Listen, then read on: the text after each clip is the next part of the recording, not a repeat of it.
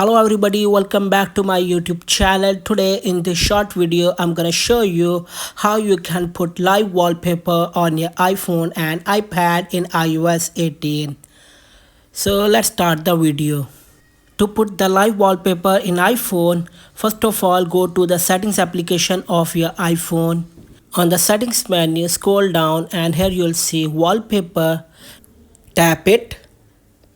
Here you will see add new wallpaper option. Tap it.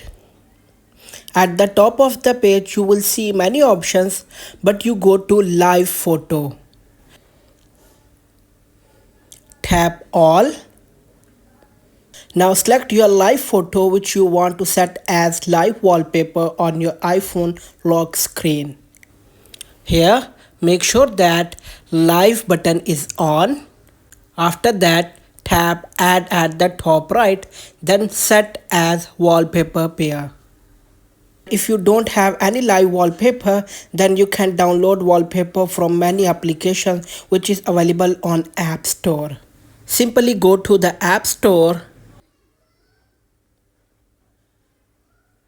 click on search icon and here search for live wallpaper. You can install any of these apps.